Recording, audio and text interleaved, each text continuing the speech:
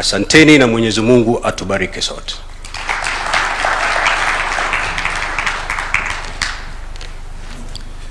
Your Excellency, sir, allow me to invite next Honorable Moses Wetangula, the Speaker of the National Assembly.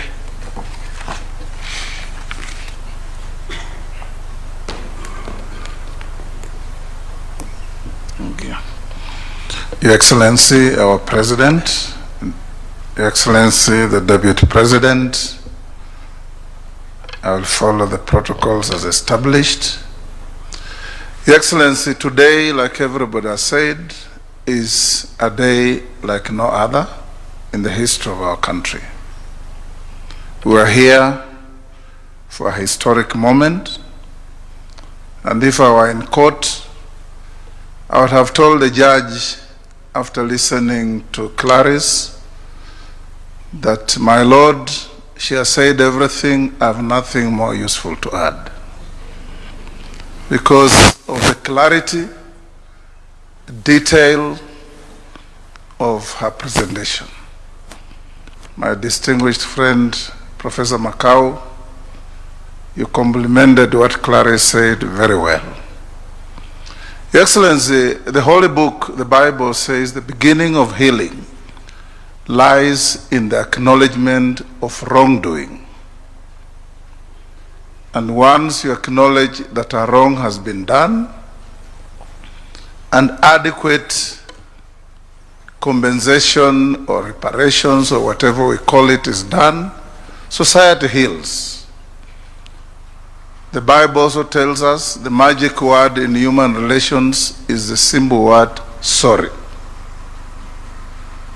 that makes people appreciate that they have been wronged, and whoever wronged them acknowledges that wrong.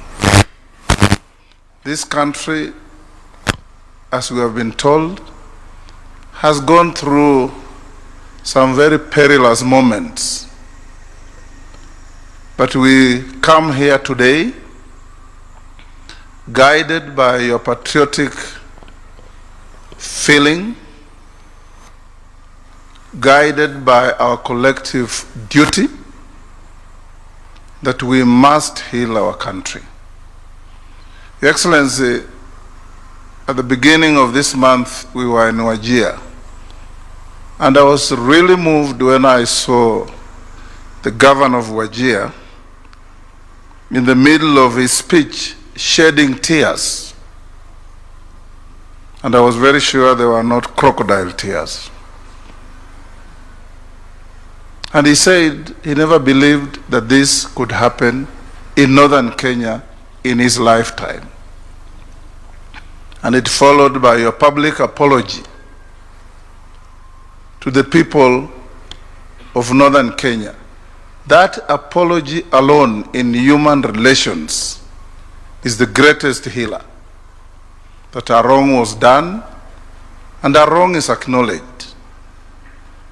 Today, as we celebrate this milestone in our constitutional and legal history,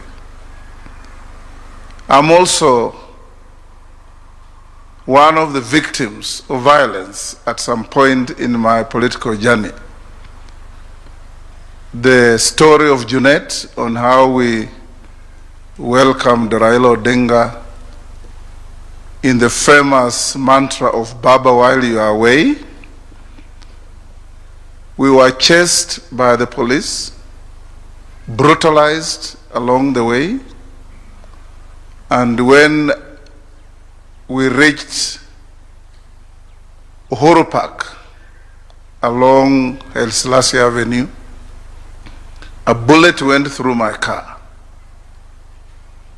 On another occasion, we went to University Way, Junet, you remember,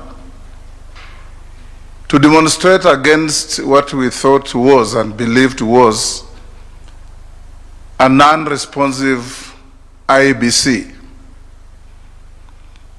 And as we were being disbursed, some excited policeman lobbed a tear gas canister into a vehicle in which Raila and I were.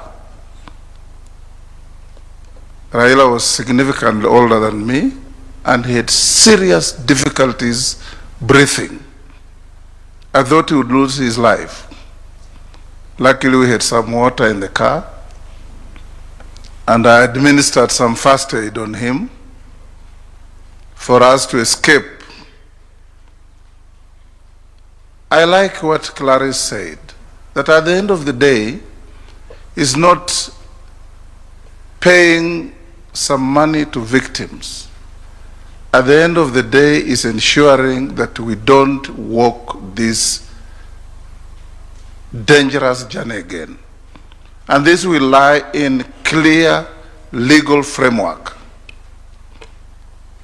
I want to encourage that as we move forward, those of you responsible for formulating draft laws, Interior, AG, and others, focus on, one, the need for education to our children right from primary on what human rights mean, how you enjoy them, your responsibility to others as you enjoy them, to have an orderly society.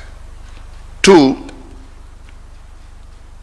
those of us who have been in responsible positions of government, Your Excellency, if you go to New York for UN meetings, from morning to evening, there are groups of demonstrators and picketers across the avenue.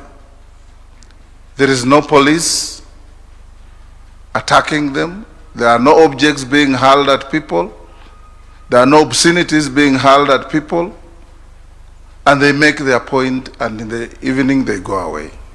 You go to the House of Commons, across the road, you are told, come and demonstrate for 1 hour, you finish, you make your point, the others waiting to do the same. Because the act of demonstration is to make your point known, not to disrupt life.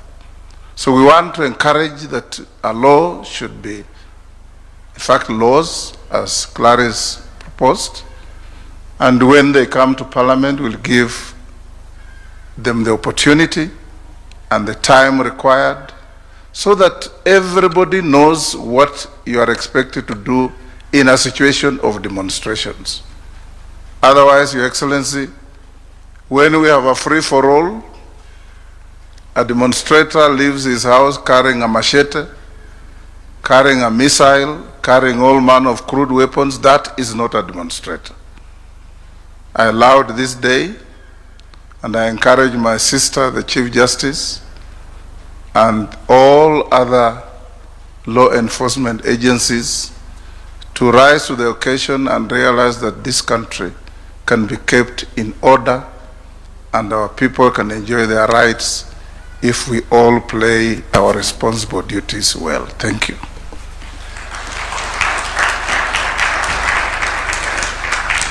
Your Excellency, permit me to invite the Honorable Ahmed Abdullahi, the Chair of the Council of Governors.